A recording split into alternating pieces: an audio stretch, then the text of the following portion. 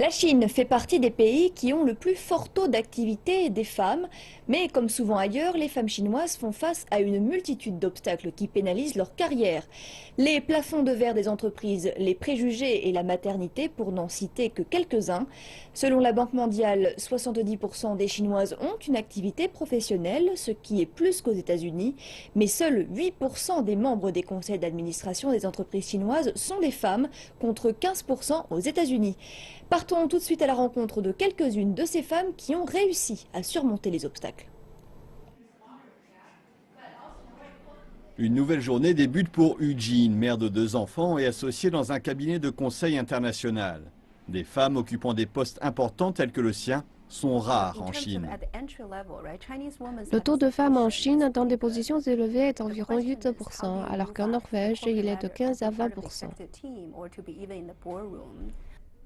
Ce que nombre de sociétés ne réalisent pas est que l'amélioration de l'égalité entre hommes et femmes peut augmenter les performances de l'entreprise.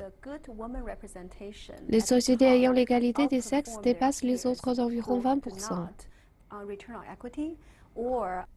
Réduire le fossé entre les sexes pourrait également améliorer l'économie mondiale. Si chaque pays ajustait ses progrès en matière d'égalité sur ceux de son voisin le plus dynamique, le PIB mondial pourrait augmenter de 12 000 milliards de dollars d'ici 2025. La Chine en bénéficiera le plus au niveau individuel, avec 2 500 milliards de dollars.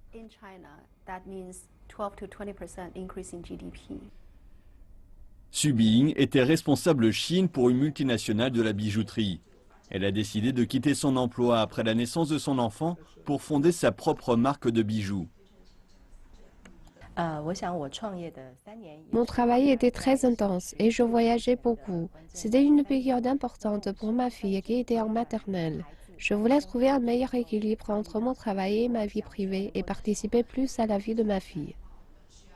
Fonder sa société est une alternative de plus en plus populaire pour les femmes dont la carrière se trouve bloquée. Les grandes sociétés internationales peuvent élargir vos horizons, mais pour toute femme qui atteint les 40 ans et qui est coincée dans le statut de cadre intermédiaire, il y a un plafond de verre difficile à briser. Mais l'entrepreneuriat n'est pas une sinécure pour les femmes cherchant à faire leur trou dans le monde des affaires. Je dirais que 50% des entrepreneurs du secteur de la mode sont des femmes, mais les femmes manquent de compétences managériales et de confiance pour construire une équipe.